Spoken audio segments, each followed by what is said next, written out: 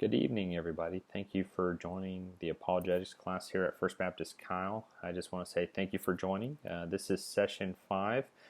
Last week, I apologize, I was unable to do the presentation.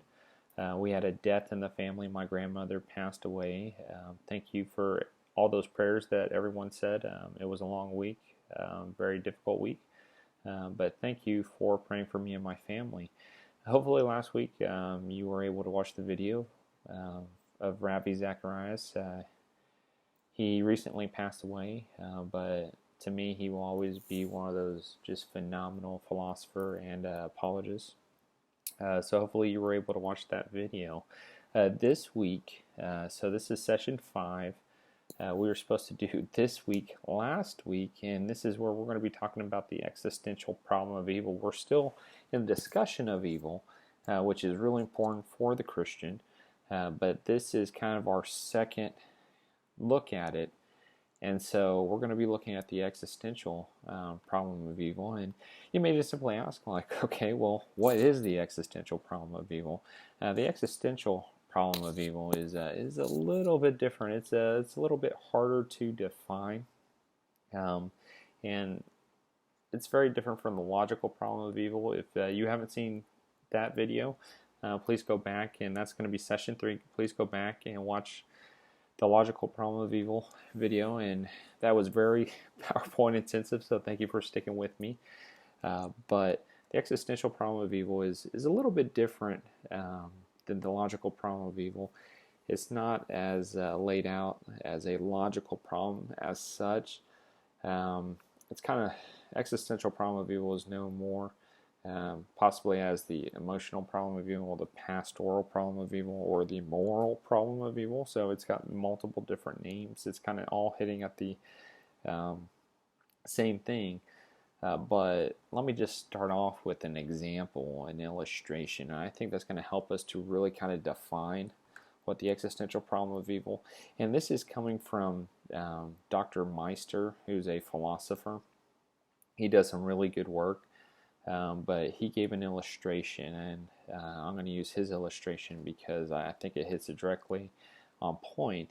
And his illustration was, he was simply standing there in line with a friend, and they were discussing God, they were discussing the attributes of God. And so the lady in front of him turned around and asked if they were discussing God, and he said, yes, we are. We're discussing the nature and attributes of God. And so at that point, the lady just simply said, I quit believing in God 2 years ago while my dad was suffering and dying from cancer. I decided that I just no longer could believe in God. And as she's saying that, she began to break down in tears and cry. And so this kind of just really, this illustration sums up what the existential problem of evil is. What it is basically, this is when one suffers due to the touch of evil in one's life.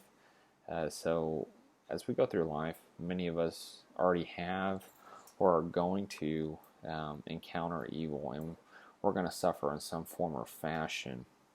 And I was kind of reminded of this with my grandma passing last week. There is suffering, and as you could imagine on my family, the passing of my grandmother was a very difficult thing. Thankfully, she didn't really suffer, but her passing was still a difficult thing. And when you start talking about cancer, you start talking about some of these other things where people really suffer. It makes it extremely hard, and that's why this existential problem of evil is sometimes called the emotional problem of evil, because as evil touches our lives and we go through suffering, it produces a very, very strong emotional response. And so the existential problem of evil isn't necessarily like I said, it's not like the logical problem of evil, but it very much is still a problem of evil, because it's very much real. Suffering is very real, and evil in this world is very real. And so it's important that we talk about this. as a Christian. So, why is this important? Why are we talking about this? There's plenty of other topics we can talk about in regards to evil, but why are we talking about this problem in specific? So, this problem is a objection slash more like a barrier to believing in God. And in that illustration I gave from Dr. Meister, the woman simply saw her dad dying from cancer and the suffering he went through, and because of that, that was a barrier to her believing in God. And this is very common. Most of us may be able to think of a person that has encountered some form of tragic event that produced a large amount of suffering, and because of that suffering, they simply just cannot believe there is a God. And so, for us, as we look at this, we have to understand also this is important to us because this may better help us to respond to and help those who are going through massive amounts of suffering. Life is hard. Life is extremely hard. But this is a form of problem that has a very specific response. But it's important that we help others go through suffering, especially if we've gone through the similar type of suffering as it is. The other part is why it's important is it's going to help us grow in our faith, is because I guarantee you are going to go through suffering. We are all going to go through suffering, and evil is going to touch our life in some form or fashion. So I would say it's important for us to understand this as Christians too, is that this is a very real problem, and it's a problem that we're going to probably encounter ourselves. So we really need to rely on God. So the question is really how do you respond to this? And this is the specific response to this is one in which it's more about pastoral care. And I've hit on that point where we're not talking about a logical problem necessarily, but we're talking about just an emotional response to evil. So this is an intellectual problem. And so you don't need an intellectual response. And that's going to be a little bit difficult to say, okay, well, it's a problem, but if you don't have an intellectual response to it, well, how you answer this problem is simply, this isn't a time for an intellectual discussion. This is a time for love. This is a time for compassion. This is a time for comforting. This is a time for pastoral care. This is when we need to just spend time with someone who's going through suffering, and a lot of times that's just in silence, and that's hard. That's extremely difficult. But that is the best response, and I would almost say that probably the worst response we could do would be to give this long philosophical explanation for why this is happening and why this is acceptable for this to happen. I would really not do that, and I don't suggest that anybody else do that, because that's extremely that can be extremely hard if you're the one going through suffering. That's probably not what you want to hear right then. You just want to be comforted. John Feinberg said this, and he's a philosopher, theologian, and I think he put it really well. So if you think and I'm going to paraphrase him, so this is not quote for quote, but if you think of a young child who's on the playground, and this young child, as she's running around playing as young kids do, she falls and scrapes her knee pretty bad. And so as she goes up to her mother crying, and the mother explains to her, because you're running too fast, because this and that, and even if she could explain the physics behind it, and she gets to the end of it, and she asks, okay, sweetie, do you understand why this happened? The daughter's response is probably going to be, yes, mama, but the pain still hurts. And so that is very much in keeping with what we're talking about. This is something that basically you don't need the intellectual response. Regardless of what that intellectual response may be, you're still going to have the pain. And pain is a very real thing. Suffering is a very real thing. And stuff takes time. It takes time for heal. And God really is the one who we need to rely on as believers during that suffering. And so I do have a quick, because there's something more to be said beyond just that. And so we're going to look at St. Augustine's free will theodicy. Bear with me. It's a short PowerPoint. This one is helpful. It's kind of similar to Plantinga's that we looked at in session 3. But we're going to jump over to PowerPoint. But before I do, I just want to hit real quick again on what a theodicy is. It's an accounting of why God would allow suffering and evil. So as you think about that, and as we jump into the PowerPoint, just remember that's what a theodicy is, and then we're going to go through it real quick. All right, so we're going to be going through this, and this is the existential problem of evil again, and so this is going to be St. Augustine's free will theodicy, and let me just hit on it once again. The purpose of a theodicy is to justify God and the way in which evil exists in a world created by God. And so that's differing from a defense, which is a defense is to show how an argument is unsuccessful. So we're focusing on the purpose is to justify God and the way in which evil exists in a world created by God. So before we jump in there, St. Augustine's free will theodicy is perhaps one of the most influential and possibly the most used theodicies. So it's been around a while. St. Augustine wrote a lot of things a long time ago, but a lot of them are still valuable to us today. And this is one of those things that we can still use today.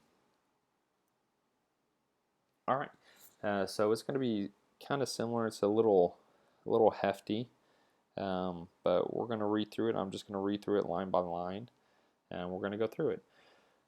God created the universe and everything in it was good. Next point is some of God's creation, namely persons, were given the good gift of freedom of the will. Having freedom of the will in the universe is better than not having it, since a moral universe requires it, and a moral universe is better than a non-moral or amoral universe. Some of these created persons, first angels and then human beings, freely chose to turn from God's goodness. That is, they sinned and fell from their state of perfection, i.e., the fall of humanity. Next is the turning of the will or sinning brought moral and natural evil into the universe. Remember we talked about moral and natural evil before, but he's really bringing that out here. And then the next point is evil, though brought about by created persons, is not a thing of entity. It is a metaphysical deprivation or lack or privation of the good.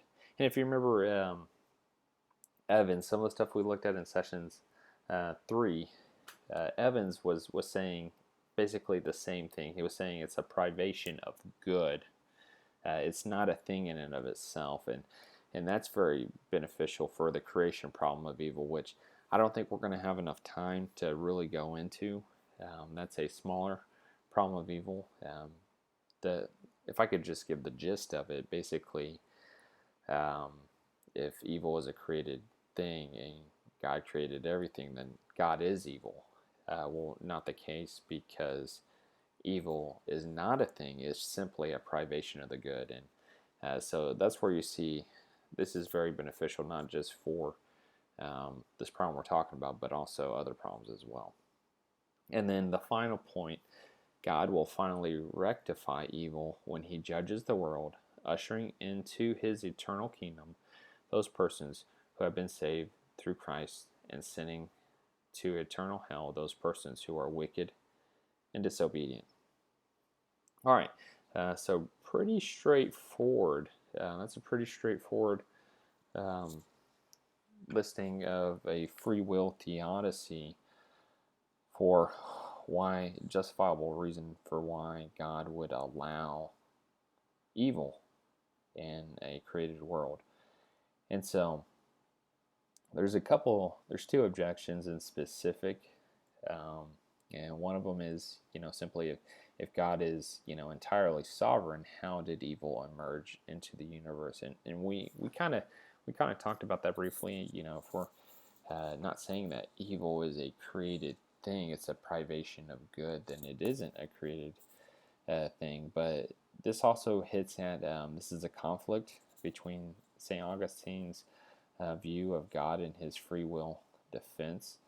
And so how you kind of respond to that would be is a indeterministic libertarian view of freedom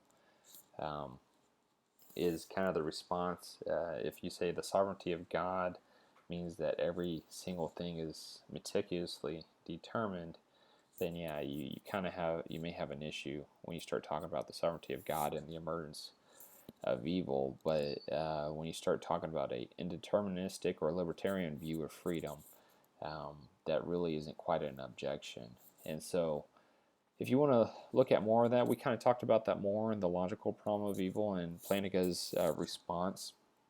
And his response is definitely it takes libertarian freedom as an assumption, and it's an indeterministic view.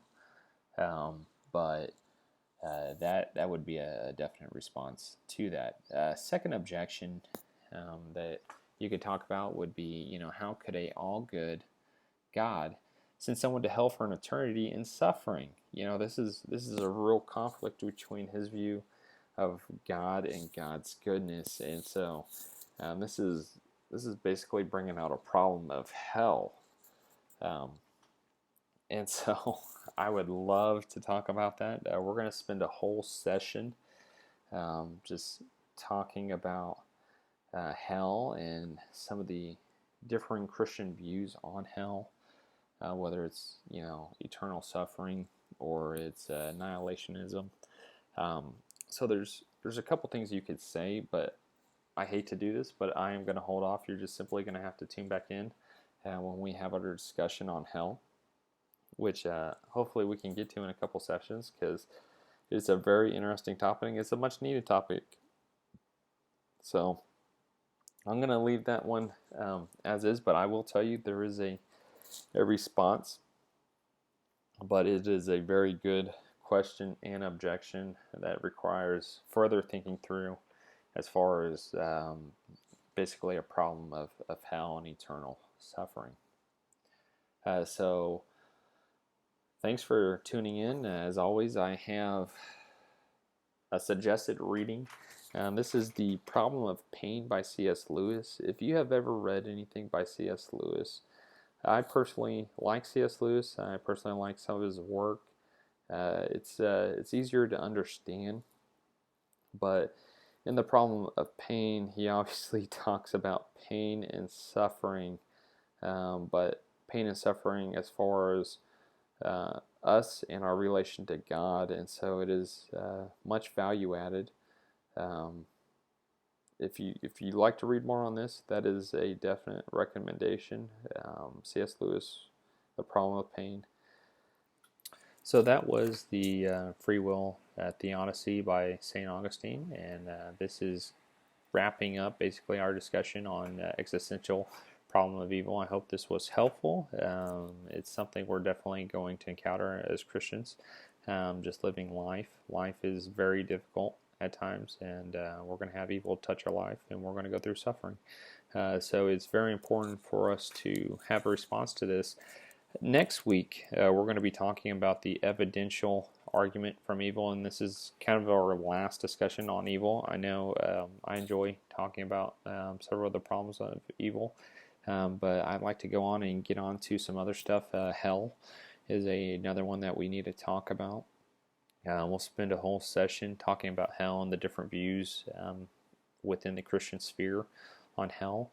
But the evidential problem of evil next week will be about gratuitous and horrendous evil, which if you've never heard those words, if you could just break it down, more evil than is necessary and basically useless evil.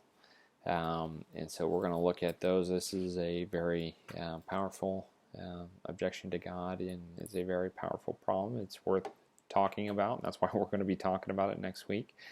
So I look forward to seeing you guys virtually next week.